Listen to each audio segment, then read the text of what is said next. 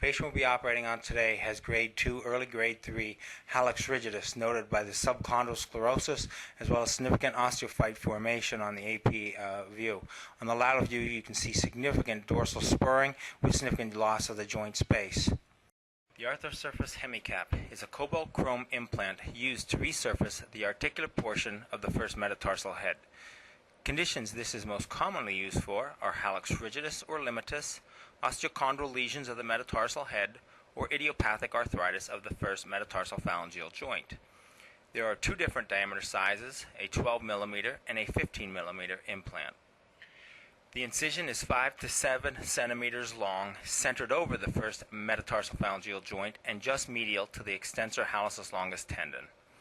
Once through the skin and subcutaneous tissues, the extensor hallucis longus tendon is identified and mobilized from the capsule. Care is taken to keep the extensor tendon in its sheath while mobilizing it.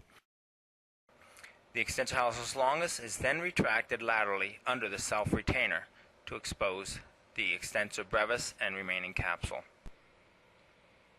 Once exposed, a longitudinal incision is made in the capsule with care to protect the dorsal medial cutaneous nerve.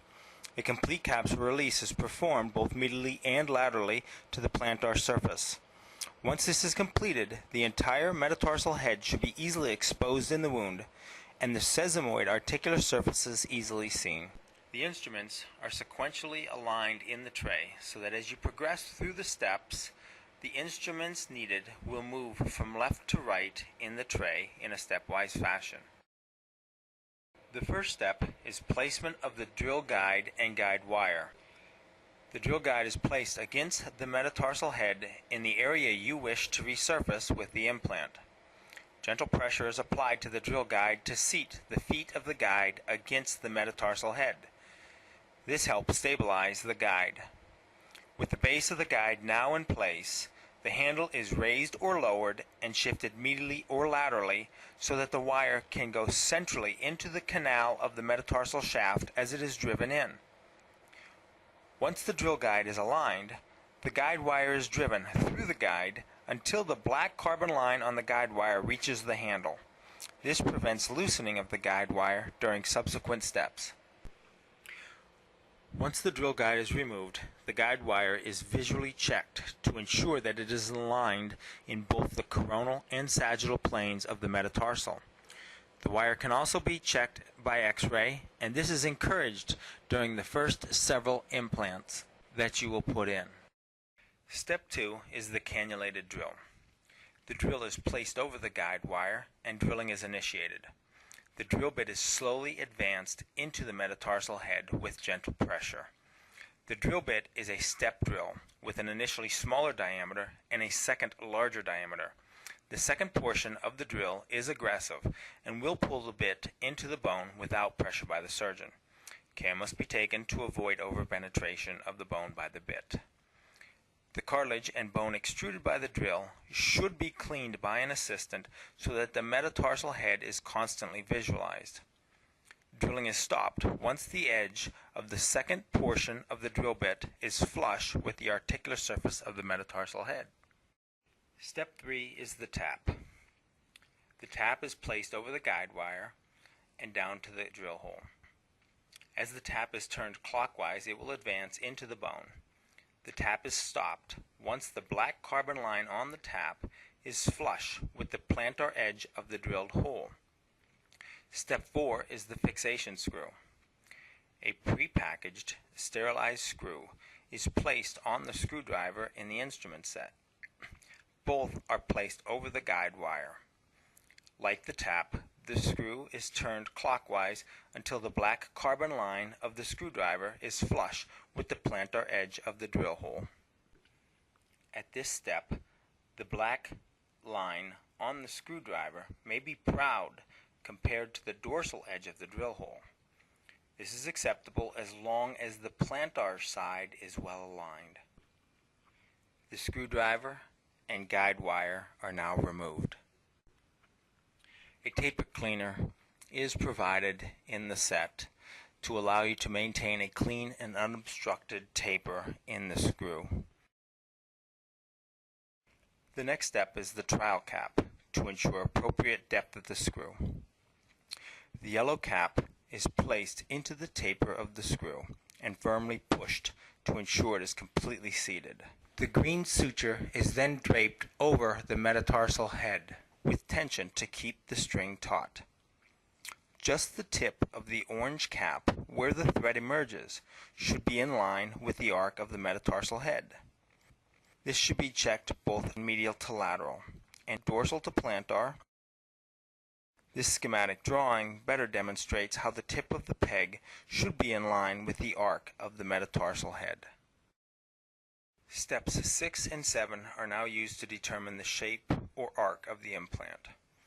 The centering shaft is positioned with the taper end of the shaft going into the taper of the screw.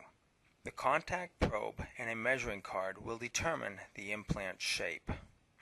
The contact probe is placed over the centering shaft, and the tip of the probe rests on 4 different points of the metatarsal head: dorsal, lateral, plantar, medial. Measurements are read off the handle as shown on the inset, while the probe tip touches these 4 areas. In this case, the medial and lateral measurements are 1.5, while the dorsal and plantar are 2.5 millimeters. These measurements are then written on the sizing card. The largest number of the superior-inferior measurement is the maximum SI measurement. Naturally, the largest number of the medial lateral measurement is the maximum ML measurement. In this case, the best choice is a 1.5 mm by 2.5 mm implant. As the card says, if no match is found, use the next highest offset value. Once the appropriate implant has been found, the appropriate surface reamer size should be chosen. You choose the surface reamer that matches the highest offset value. You can confirm the appropriate size reamer chosen by confirming the color code on the articular component package with the color code on the shaft of the reamer. Step 8 is the circle cutters. The guide wire used in earlier steps is now placed back into the taper of the screw. The circular cutter is placed over the guide wire and onto the metatarsal head. Firm pressure is applied to the cutter while the handle is turned. This sharply cuts the cartilage so the reamer will not tear the cartilage in the next step. Step 9 is the surface reamers. The appropriate sized surface reamer is placed over the guide wire. These reamers are extremely sharp and can be very aggressive. To avoid damage to the metatarsal head, the reamer should be moving at high speed prior to contact with the metatarsal head. The reamer should be gently advanced to slowly cut away the articular surface. Reaming should continue until stopped by the previously inserted screw in the metatarsal head.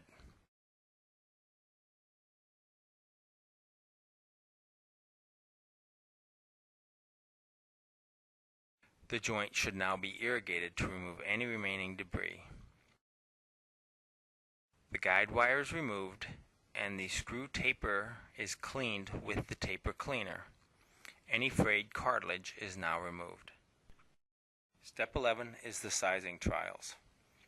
As a final check, the appropriate size trial is chosen from the lower tray on the instrument set. This is placed into the screw taper and turned in the appropriate direction. The numbers on the trial indicate the offset of that direction. In our case, the 1.5 was medial to lateral, and the 2.5 was superior to inferior. If satisfied with the trial, then it is time to place the implant. The appropriate sized implant is attached to the implant holder by suction. A red rubber gasket will be sterilely packaged with the implant. This rubber gasket is placed on the tip of the implant holder, and wall suction is applied to the handle. The implant is then placed onto the implant holder, so the black line of the superior-inferior measurement is in line with the black line of the handle. In our case, the 2.5 line is in line with the black line of the handle. This makes insertion much easier, as you now can place the appropriate lined implant into the clean taper of the screw. Once the implant is seated, the suction is removed from the handle and then the implant holder set aside. The next step is the impactor. The impactor is then placed against the implant as shown, and gentle taps are used with a mallet to ensure good fit of the implant into the taper. Once the implant is in place, all dorsal, medial, and lateral osteophytes are removed with a saw or osteotome. Only areas with good articular cartilage are allowed to remain near the implant. Bone wax is applied to the cut ends of the bone to minimize postoperative bleeding. The joint is taken through a range of motion. If good motion is not achieved, further capsule release is needed at this point. Once adequate motion is noted, the capsule is repaired and the wound is closed. A final check is made of the motion after closure. In our case, you can see that 90 degrees of passive dorsiflexion is easily obtained without excessive force. A bulky sterile dressing is applied and the patient may begin immediate weight bearing in a hard-soled shoe. Early range of motion within 7 to 10 days is strongly encouraged to allow adequate motion postoperatively.